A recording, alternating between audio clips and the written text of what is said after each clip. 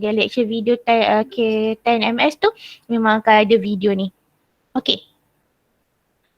So throughout our session, in case you have any question, terus tanya je ataupun letak kat ruangan chat kalau malu nak on mic tu. Okay. So let's start. For today, kita akan cover second subtopic of topic 1, 1.2, complex numbers. Okay. So all this while, let's say lah, if you have to solve x squared plus 1 equal to 0. So what happen, awak akan biasanya, ni konsep biasa lah yang awak buat kan, awak akan pindahkan 1 tu, jadilah negative 1. And then since you have squared there, awak pindah jadilah punca kuasa kat situ, square root of, and then because we have squared sebab tu dia ada plus minus at the front. Okay, lepas tu awak dapatlah square root of negative 1. So all this while, apa yang awak belajar konsep, bila awak jumpa square root of negative number, apa yang keluar kat kalkulator awak bila awak tekan? Cuba awak tekan kalkulator awak sekarang. Siapa tak ada kalkulator, keluarkan kalkulator dia. Math error. Yes. All this while yang awak akan jumpa is math error. Okay. So, why kita keluar math error? Because all this while, kalkulator awak tu, dia akan kira real number only. Mode awak tu dia dah set sebagai mode real number. What is real number? Real number yang awak dah belajar kat subtopic 1.1. In case awak dah tengok video. Kalau awak belum tengok video, awak tak tahulah real number ni apa. Okay, because our calculator set as real number mode. Okay, calculator tak set sebagai complex number. Okay, so benda ni sebenarnya, bawah ni cerita dia jadi lagi pening. Okay, benda ni sebenarnya dia bukanlah math error yang dia tak wujud. Sebab calculator kita tak boleh kira benda ni. This actually ada value. And square root of negative 1, dia punya value is actually I. And I ni yang kita panggil sebagai complex number. Alright. So, as a basic, definition of complex number, bila kita akan dapat complex number? When you have square root of negative number. So, bila awak nampak square root of negative number je, jawapan dia sebenarnya bukan math error, but awak akan ada jawapan yang ada I kat sini. Okay. So, itu intro dia. Complex number bila awak muncul, bila awak dapat square root of negative number. Okay. So, kita masuk next part. Definition of complex number. So, for definition of complex number, we have two main definition. One is in Cartesian form. Another one would be in polar form. So, for today's lesson, kita akan fokus on the first definition itself, Cartesian form. Polar form tu kita belajar esok. Okay, so Cartesian form, the definition would be Z equal to A plus BI. Z ni notation untuk complex number, dia memang biasanya akan guna small z. Z huruf kecil. Kalau capital Z, Z besar, that one is for integers. So kalau huruf Z kecil, that is complex number.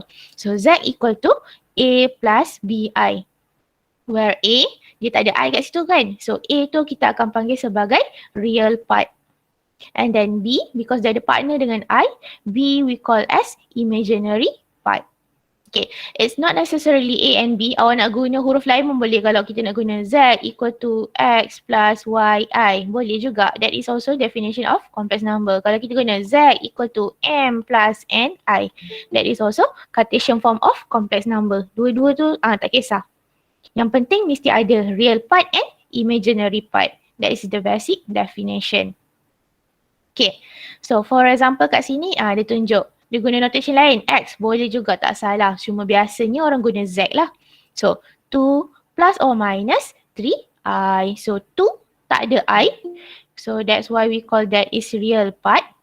And then 3 ni ada partner dengan I. We call that as imaginary part. Kejap dia macam keluar notification orang tak boleh masuk.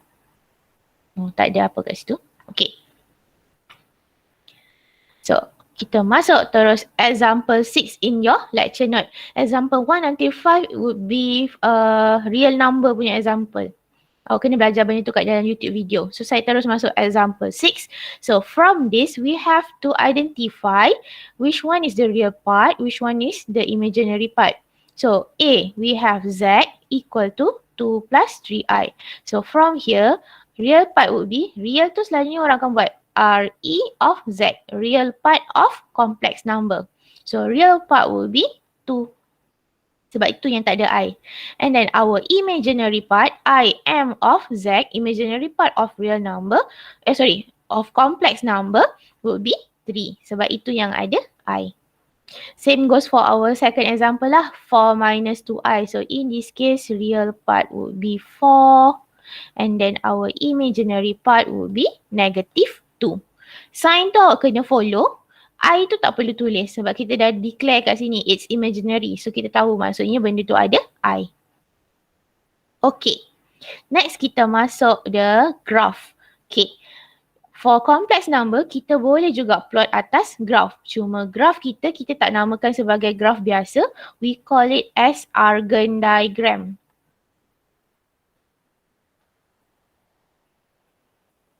Okay. Kenapa nama dia berubah? Kenapa kita tak panggil graph je? Okay, kalau graph biasa, we have two main axes which are x-axis and y-axis. Paksi X, paksi Y. Itu graph biasa. But for complex number, we call it as Argand diagram because for x-axis, paksi X ni, kita panggil dia sebagai real axis, RE of Z. And for y-axis, kita tak tulis sebagai paksi Y, kita akan tulis sebagai imaginary axis. And then awak plot je lah ikut tu. A awak apa, B awak apa, and then kita tarik je. Contoh saya buat lukis kat sini. So real, and then we have imaginary. Okay, for example saya ambil yang A ni tadi, 2 plus 3i. So real would be 2, plot je lah kat 2. And then imaginary would be 3, so kita plot lah kat 3. And then tarik je lah. Siap, itulah awak punya Z equal to 2 plus 3i. And this is what we call Argand diagram. Argand diagram ni apa guna dia nanti? Esok kita belajar lebih lah. Tapi intro dia macam tu je cara kita nak lukis Argand diagram. Okay. So sekarang kita nak cerita macam mana kita nak simplify expression yang ada cert negatif tadi. Okay, ni cerita dia awak boleh baca sendiri. Saya pergi summary je. Let's say we have square root of negative 49 for example. Okay, so benda ni kita boleh pecahkan dia because it's actually multiplication of two different number. Hasil darab dua nombor yang berbeza. So saya pecahkan dia, dia akan jadi actually square root of negative 1 times with square root of 49. And then semua orang dah tahulah kan square root of 49 is basically 7 and then square root of negative 1 will be I as our intro just now. So that's how we get from square root of negative 49 is value dia sebenarnya 7i. Sama jugalah kalau saya letak contoh lain, kita ada square root of negative 64. Automatically this one akan jadi 8i. Sebab square root of 64 is 8. Square root of negative 1 awak akan dapat I. Yang nota panjang-panjang ni dia nak cerita pasal benda ni lah. Okay. Up till now, okay ke? Ada apa-apa soalan? Kalau tak ada. Okay. Kalau okay saya proceed. Alright. Now kita masuk properties. Yes? Yang apa tu? Yang tadi tu, yang 8i tu. Aha. 64 tu kira dulu punca kuasa. Aha. Lepas tu baru I tu follow yang negatif tu lah. Aha, yes. Okay. Sebab saya ibaratnya macam kita pecah square root of 64 times square root of negative 1. Dapatlah 8i. Most of the time I kita akan letak kat belakang. Jaranglah awak akan jumpa I 8. Macam tu. Biasanya tak jumpalah I 8 sini, orang akan tulis 8i, 8i. Sama je. Okay. Okay, kita masuk next. Yes? Tapi yang dekat atas tadi tu, pada example, jawapan dia macam I dekat depan. I kat depan? Mana? Yang dekat bawah-bawah tadi. Bawah-bawah? Yang tadi Madam baru tunjuk tadi. Ni? Yang dekat example dia yang I punca kuasa 3 tu. Oh, yang ni sebab dia ada square root. Biasanya orang akan lukis kat situ, tulis kat depan sebab nak biar differentiate yang I tu tak duduk dalam square root. Sebab kadang-kadang kalau awak tulis square root 3i, dia betul. Cuma kadang-kadang orang akan confuse. I tu ada dalam square root tu ke tak ada dalam square root. So nak selamat, orang akan tulis I kat depan lah. Tapi kalau awak tulis square root 3i kat hujung, betul juga. Tak salah juga. Bracket kan boleh? Bracket lagi clear lah. Square root 3i. Macam tu. Lagi clear. Okay, boleh juga. Tapi kalau nombor tu nombor biasa, biasanya orang akan tulis I tu kat bahagian belakang. Kalau ada square root, biasanya orang tulis kat depan so that tak nak confuse. Tapi mana-mana cara penulisan pun betul je. As long as difahami lah kat situ, tak confuse. Kat mana ada square root, kat mana tak ada square root. Okay, ada question lain? Tak ada. No, madam.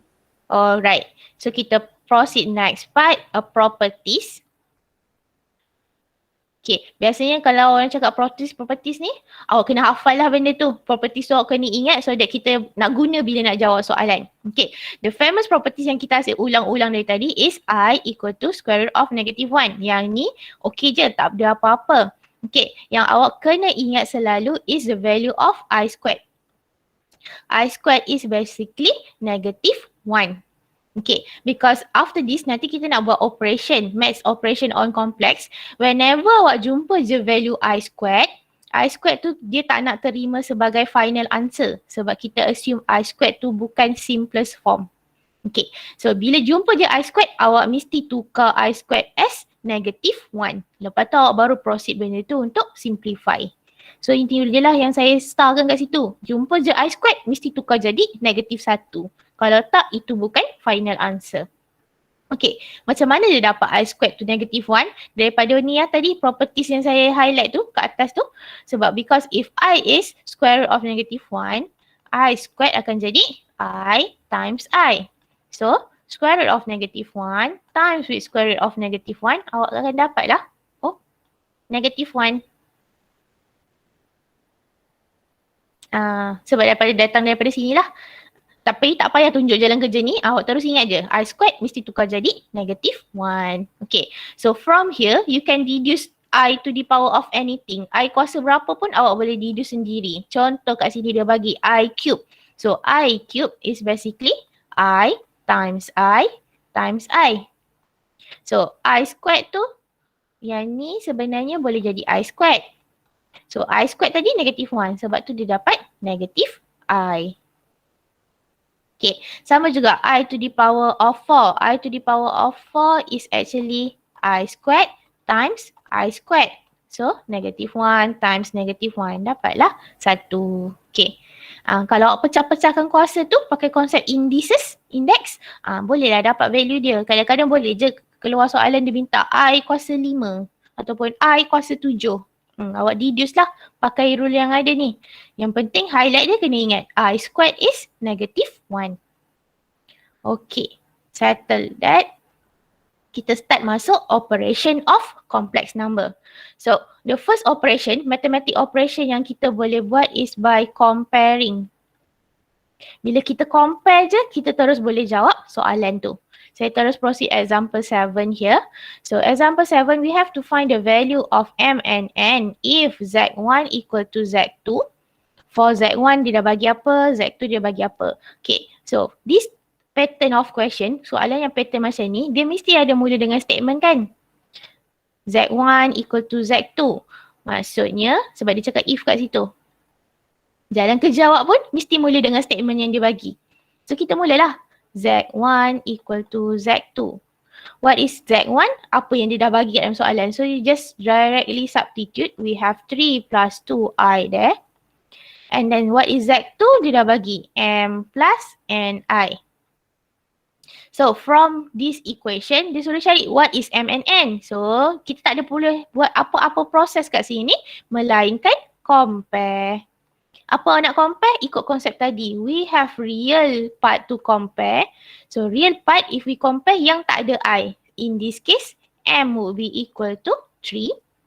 After that, you compare the imaginary part yang ada I. So straight away from there, N would be equal to 2. Settle lah Itu je konsep dia. Dapat je terus. So kita boleh directly compare kat sini. Sebab kalau pusing-pusing pun tak ada proses matematik lain boleh buat. Melainkan compare. Okay. Tapi exam tak adalah sesenang ni. Ini basic je sebab intro. Kalau intro letak soalan susah-susah nanti awak terkejut terus kan. Ini yang basic. Okay. Kita upgrade sikit. Kita pergi example 8 pula. So, determine the real values of x and y. Kalau dia cakap ni, determine the real value of x and y. Maksudnya kat situ x dengan y jawapan dia mesti nombor lah. Tak adalah tiba-tiba x dapat no solution ataupun x dapat make error. Tak boleh kat situ. If dia dah ada statement juga. Equation yang panjang ni. Biasakan mesti mula dengan equation yang dia bagilah. Awak tak ada option lain. So, we have x plus 4 plus I equal to 10 minus 2y minus 7i. Okay, so once again from here, you cannot do any maths operation melainkan compare. Itu je satu option yang awak boleh buat. Awak pindahlah pusing-pusing, tak menyetelkan apa-apa. Okay, so from here sama konsep macam tadi. First kita compare dulu our real part. Real part ambil apa tadi? Yang tak ada I. So we have x plus 4 on our left side. On our right side would be 10 itself. So we have x plus 4 equal to 10. So our x would be 6. Settle. Terus dapat x. Next, using the same concept, kita apply untuk nak cari imaginary pula. So we have I yang belakang ni. So I tu tak payahlah tulis. Kalau awak tulis lepas tu awak kena potong juga. Boleh je lah kalau rasa tak pasti nak tulis, lepas tu cancel out I tu boleh. Okay, so I itself constant dia 1. Careful kat situ, jangan letak kosong pula. And then yang the partner on our right side, kita ada negatif kat situ. So negatif tu mesti ambil lah. Kalau awak tak ambil nanti jawapan awak jadi salah. Okay, after that kita dah boleh simplify lah. 2y akan dapat 6. So y would be equal to 3. Settle lah kita punya y value. Dia upgrade sikit lah. Equation tu panjang sikit. Boleh juga. Okay. Boleh saya proceed? Boleh Miss. Okay. Kita masuk next one. Still kita nak compare kat sini. Dia upgrade lagi equation tu. Now, we have to find the value of A and B based on the following. So, first kita ada A plus B. Real dia 6. Okay. A plus B equal to 6. And then part yang ada I pula kat situ. A minus B equal to 4.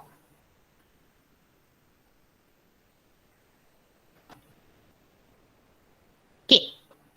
So from here, kita akan dapat dua equation yang berbeza macam ni. Ada dua-dua constant. So tak boleh terus settle. Maksudnya A ni kalau saya pindah pergi kanan, tak boleh settle. Maksudnya dia akan jadi two different equation. Okay. Bila ada dua equation yang berbeza, macam mana kita nak dapat value A dengan B? Macam mana kita nak settlekan ni? Yes. Alright, very good. It's simultaneous equation. Kenalah buat persamaan serentak. Tak ada option lain. So, in simultaneous equation, awak boleh eliminate, awak boleh substitute. Up to you. Mana-mana yang awak rasa selesa untuk awak lah. Kat sini kalau saya nampak ni obvious lah. Eliminate lagi cepat kan? Equation first plus second equation. So, kita akan dapat 2A equal to 10. Straight away from there, A would be 5. And then B, 6 minus A, so 6 minus 5, kita boleh dapat 1. Settle lah awak punya value of A and B. So it's possible. Lepas compare, kita kena buat pula persamaan serentak. Kena buat simultaneous equation kat sini. Dia dah naik level lain lah pula kat situ. Okay. Settle 9A. Saya proceed. Madam, soalan yang atas tadi tu, I tu memang akan equal to 1 I akan equal to 1 sebab I ni sebenarnya 1 darab I kan? 1 darab I. So 1 lah. Kalau kat sini 2I, kena letak 2 lah. 2. Dia bergantung apa yang ada dalam equation. Okay ke? Okay. Okay. Example 9A, ada apa-apa nak tanya? Tak ada. Tak ada, saya proceed. 9B pula. Okay, 9B saya bagi masa lah. You try on your own. Saya bagi masa 2 minutes.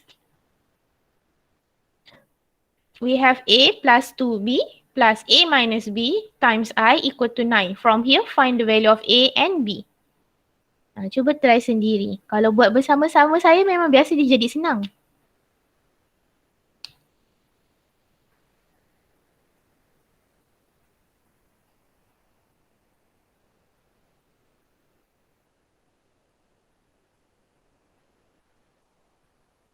Oh.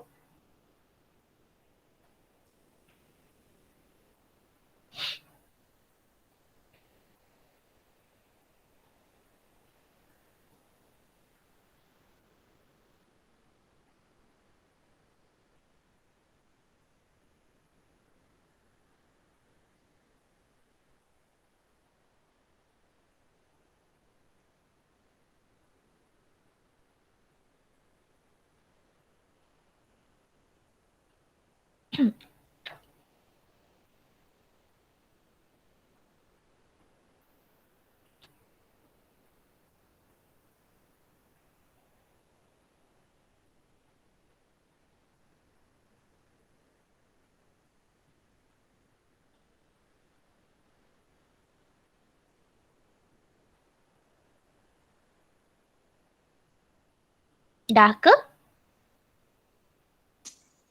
Dah. Dah. Dapat berapa value of A? 3. 9. Dapat berapa? Tak dengar. Saya dapat 9, Miss. Dapat 9. A kita dapat 9. Macam mana tu? Dia negatif 9.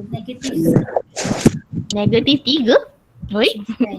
Negatif 9. So our A should be 3 here. Okay. So carefully pecahkan equation. First equation should be A plus 2B equal to 9. And then your second equation will be A minus B equal to 0. Mesti ikut dengan 0. Sebab tak ada I kat situ. Okay. So from here, kalau kita rearrange, A is basically equal to B.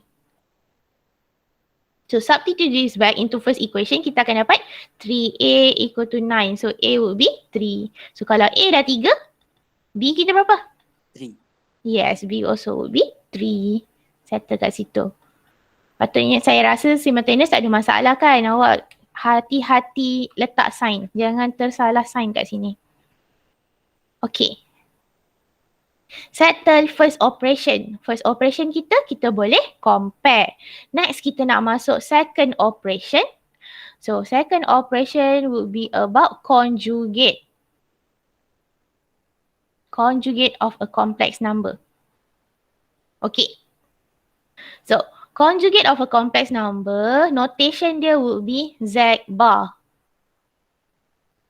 Z bar kat situ. Okay.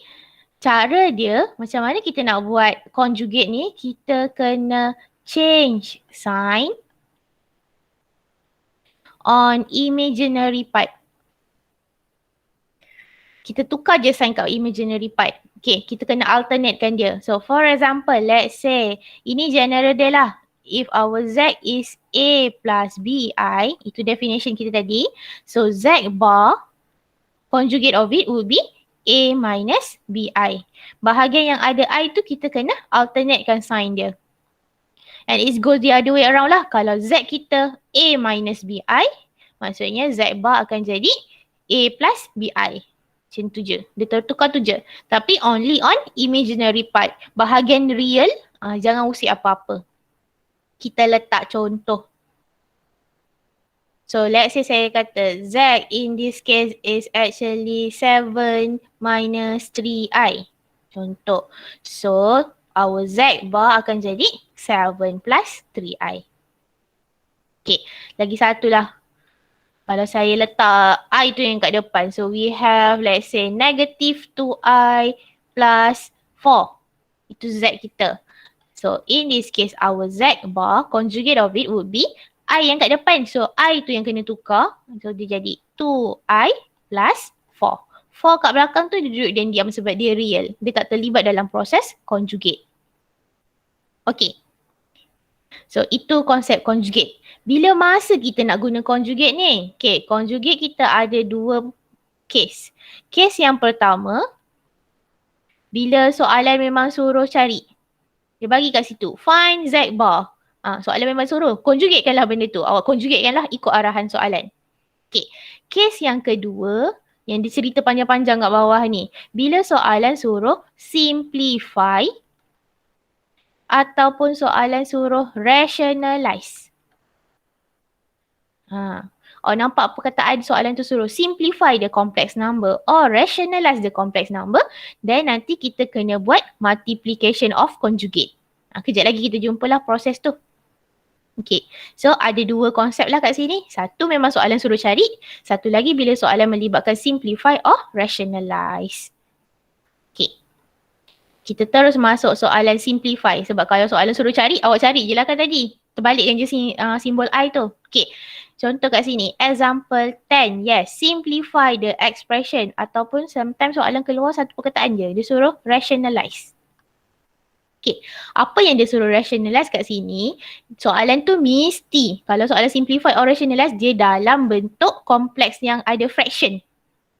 Okay, pecahan. So, aim dia kat sini, selagi complex number ada kat bahagian denominator, itu belum bentuk simplest form. So, apa dia nak suruh buat kat sini? Sebenarnya ayat panjang dia, dia suruh eliminate complex number on denominator part. So, dalam bahagian pecahan tu, kita nak hilangkan complex number kat bahagian bawah. Kalau dalam pecahan, complex number ada kat bawah bahagian atas, itu tak ada masalah. Okey je, itu dah simplest form. Maksudnya kat sini let's say saya bagi pecahan 3i over 5. Ini dah bentuk simplest form. Tak perlu buat apa-apa. Tapi kalau 3 over 5i, itu belum bentuk simplest form. Kita mesti simplify ataupun kita mesti rationalize. Macam mana kita nak rationalize? Kita kena multiply with conjugate. Itu konsep dia. Okay, faham konsep ni? Awak boleh jawab apa-apa soalan pun. So kita pergi first question 1 over i. I ada kat bawah, so kita nak hilangkan i. Nak hilangkan i, kita kena darab conjugate dia. So kalau i, conjugate dia apa? Negative I. Very good, negative i.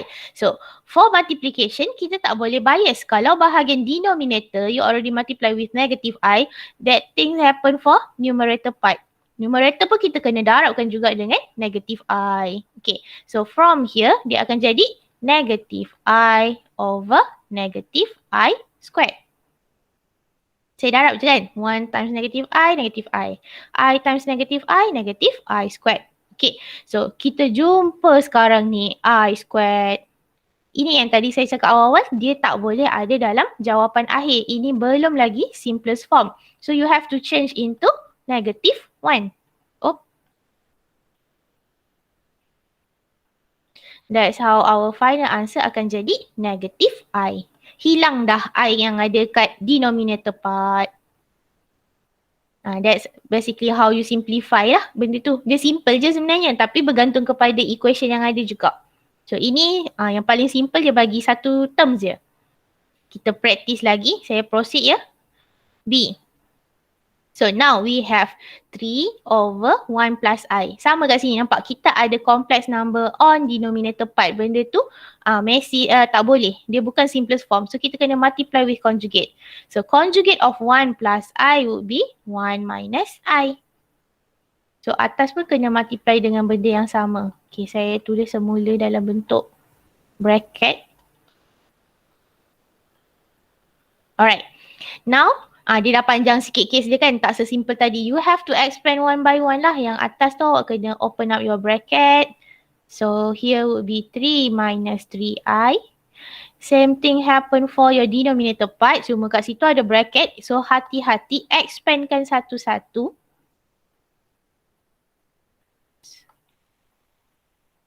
Jangan salah expand. Careful dengan sign awak. So for denominator part kita akan dapat 1 minus i plus i minus i squared.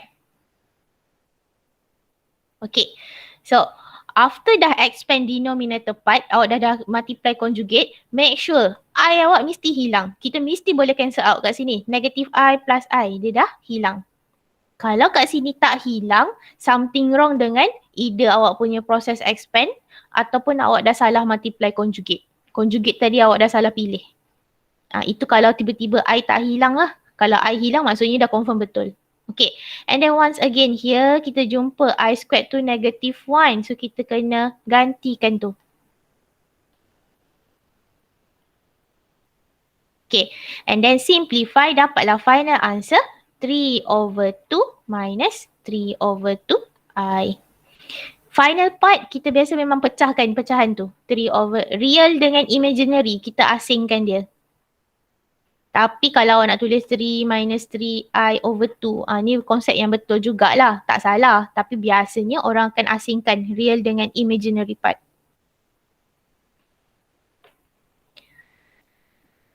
Okay, saya proceed lagi. C pula. Okay, dia tambah lagi expression tu jadi lagi complicated sikit.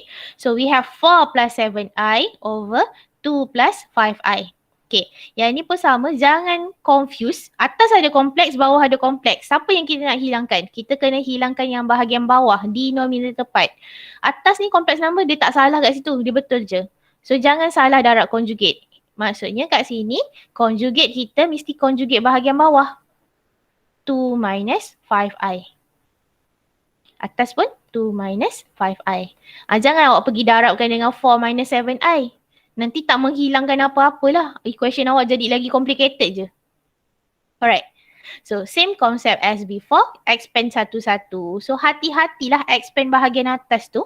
So from there you should get 8 minus 20I plus 14I minus 35I squared. Okay.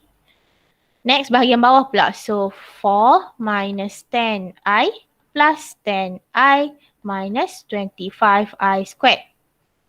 Macam yang saya cakap tadi, lepas expand bawah, I mesti hilang. Negative 10I plus 10I. Nampak? Awak dah boleh potong benda tu. Okay. And then simplify bahagian atas. Macam biasa, real operate dengan real. Kat sini tak nampak real mana sebab dia ada I squared kat situ. Benda tu kena ganti negative 1 lah. Saya ganti siap-siap. Bahagian I operatekan dengan yang I. So negative 20I plus 14I. Awak dapatlah minus 6I kat situ. Bahagian bawah pun sama. I squared tu gantikanlah dengan negative 1. Alright, after that simplify, asingkan siap-siap lah. So we have 8 plus 35, so 43. And then I tu tak ada apa-apa dah. Denominator part tu simplify juga, dapatlah 29. Okay, siaplah awak punya proses. Okay, kalau exam bertulis, awak kena jawab ni. Biasanya untuk conjugate memang 3 markah. Markah pertama, awak multiply dengan conjugate yang betul. Dia nampak kat sini. Situ markah pertama, markah paling penting. Conjugate mesti betul. Conjugate salah, bawah tu semua habislah, tak dapat apa-apa markah. Markah pertama, multiply with the correct conjugate. Markah kedua, correct expansion. Darab satu-satu tu mesti terms awak betul. And then markah ketiga, kat bawah sekali lah your final answer. Proses simplify yang ni, negative 1 ni, kalau awak tak tunjuk ganti pun tak apa. Kalau jawapan akhir tu dah betul lah. Kalau ada orang dia suka congak je kan, terus ganti, terus tekan calculator. Boleh je, tak ada masalah untuk benda tu. Okay, kita proceed next one. Boleh? Boleh saya proceed? Boleh. Okay. Kita masuk D. So now we have 2 plus I over 3 minus I set 2. Square root of 2 kat situ. Okay. Jangan gelabah, walaupun nampak ada square root kat situ, dia still nombor biasa. So sekarang ni kita punya conjugate akan jadi 3 plus I set 2.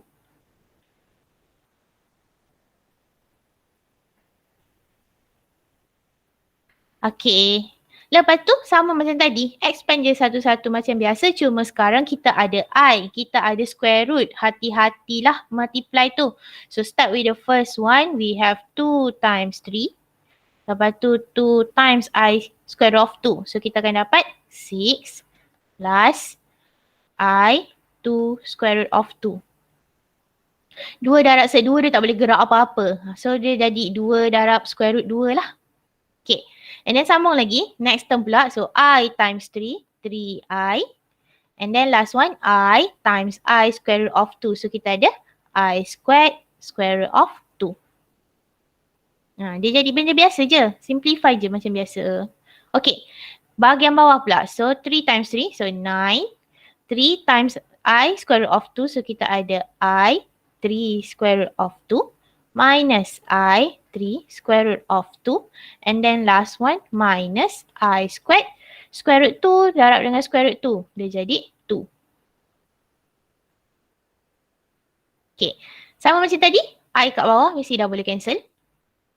I squared awak dah boleh tukar jadi negative 1. So saya tukar siap-siap lah ya. Yang ni saya skip satu step. So dia akan jadi apa kat situ? Real part 6 minus square root of 2. Sebab I ni saya dah tukar jadi negative 1. Okay. Yang second ni ada item tak boleh nak proses apa-apa operation. So saya salin balik je lah. Cuma saya factorize outside I kita. Biar jadi lagi simple kat situ. I. Okay. On denominator part. Sama juga I squared kita dah boleh tukar jadi negative 1. So 9 plus 2 akan dapatlah 11. Okay. Siap lah awak punya tu. Walaupun nampak jawapan tu macam pelik. Macam bukan simplest form. Tapi ya inilah simplest form dia. Okay. Sama macam tadi lah. First markah conjugate correctly. Multiply with conjugate correctly. Second mark goes to the part where you expand everything correctly. And then last mark would be your final answer. Markah kat situ. 3 markah. Standard untuk rationalize. Ni. Ya. Untuk yang jawapan akhir tu kita tak payah substitutekan dengan 1 Tak boleh. I bukan substitute 1. I sebenarnya square root negative 1 kan? I ni. Ini kita tak boleh. I kita biar I. Yang saya kata mesti tukar I squared. I squared ni mesti tukar. Kalau I biarkan je. I biar I dah betul lah. Yang Thank you, Miss. Oh. Kejap tiba-tiba saya punya komputer hang. Okay.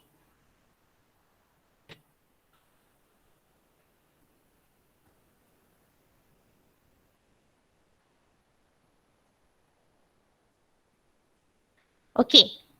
Settle untuk conjugate. Okay. Example 11. So example 11. Dia bagi dah Z. Lepas tu dia suruh find Z bar. Find Z bar. So dia suruh cari conjugate. Ni first time kita jumpa soalan suruh cari conjugate. In the form of A plus BI. A plus BI ni maksudnya I dah tak ada kat bawah lah. Sama macam tadi je konsep dia. Okay. So problem kita sekarang, kita ada I kat atas, kita ada I kat bawah. Kita tak boleh nak conjugatekan benda ni terus. So first konsep, kita kena hilangkan dulu I kat bawah. Sama macam tadilah kita dah belajar. Konsep dia kena multiply conjugate. So saya buatlah 2 plus I. 2 plus I. Okay, kita multiplykan dulu conjugate ni. So expand dengan lajunya. So kat situ awak akan dapat 2 plus I plus 2I. So plus 3I plus I squared.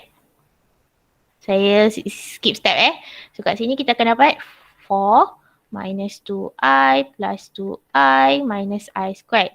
2I dah hilang. So dia akan jadi 1 plus 3I over 5. Ni sama je macam soalan sebelum, cuma nombor dia lagi simple. So saya buat secara lajunya lah. Okay. So sekarang Z kita dah cantik. Kita ada I kat bahagian atas je. After that baru awak boleh conjugate. Kita tak jawab soalan lagi kan. Soalan ni suruh Z bar. So apa tadi Z bar? Change sign on imaginary part. So dia akan jadi 1 over 5 minus 3 over 5I. Siap lah awak punya complex number. Sorry, Z bar. Tertinggal bar. Okay. Macam itulah soalan dia. So kat sini nampak macam kita kena conjugate dua benda berbeza. Satu, multiply conjugate sebab nak hilangkan I on denominator part. After that, kita conjugate lagi sekali sebab soalan suruh cari Z bar. Hati-hati kat situ, faham soalan nak suruh cari apa sebenarnya. Okay. Settle dah conjugate. Last part, ini example dah simple-simple je. Tadi kita baru ada belajar 2 operation. First is compare. Second would be conjugate. Okay, kita masuk last 3. Yang 3 ni proses biasa. For complex number, kita boleh tambah. Kita boleh tolak. So, untuk tambah dengan tolak, apa yang kita dah buat tadi masa conjugate. Kalau dia melibatkan tambah, real number kena tambah dengan real kat situ. Yang ada I dengan yang ada I, yang tak ada I dengan yang tak ada I. Itu je proses dia. Macam tu. Sama juga untuk tolak lah. Kalau yang real dengan real, yang imaginary dengan imaginary. Dia tambah tolak benda biasa. Okay. And then last one, kita boleh multiply. Multiply tu sama macam tadi juga. Kita dah buat juga kat conjugate. Multiply lah satu-satu. Expand je satu-satu. Okay. So kira untuk multiplication, dia tak kisah. Real dengan imaginary tu boleh bergabung lah. Real darab imaginary, imaginary darab real. Itu boleh campur-campur. Cuma untuk tambah dengan tolak, kita tak boleh campurkan dia. Okay, kita jawab last example. Ada berapa lagi example ni? Sikit-sikit saya rasa example dia pendek-pendek dah. Kita dah pukul berapa? Okay. So, given that we have Z equal to 2 plus 3I, W 7 minus 6I. Find first part Z plus W. So saya ganti je lah kan. 2 plus 3I, 7 minus 6I. And then kita expand lah satu-satu. Sama macam konsep tadi. 2 times 7, 2 times negative 6I, 3I times 7, 3I times negative 6I. So kita akan dapat 14 minus 12I plus 21I minus 18I squared. Okay, lepas tu buat Astaghfirullahalazim. Lepas tu semua orang senyap. Tengok saya mengarut dah. Dia tambah ke darab? Dia kena tambah. Saya pula pergi darab. Maaf. Okay, saya ulang balik. So, 2 plus 3I plus with 7 minus 6I. Okay, dia jadi senang je sebenarnya kan. Saya yang menyusahkan soalan tu. Okay, real dengan real. So, kat situ kita akan dapat 9. And then you process imaginary with imaginary. Yang ada I dengan yang ada I. So 3 minus 6, so minus 3I. Siap. Saya pergi menyusahkan soalan tu tadi, sorry. Okay, next one, B. We have W minus 7. So 7 minus 6I minus with 2 plus 3I.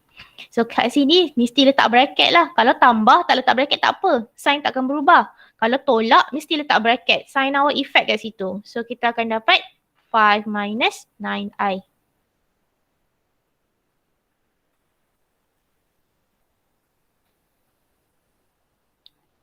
Okay. Okay ke? Okay. Okay. Alright. So example 13, 14, 15. Yang tu saya tinggalkan sebagai homework hari ni. Tapi jalan kerja dia pendek-pendek je kat situ. Jangan risau. Jalan kerja dia pendek-pendek je. Esok kita cek jawapan. Boleh, Miss. Okay, Miss. Alright, sekejap ya. Saya stop recording dulu.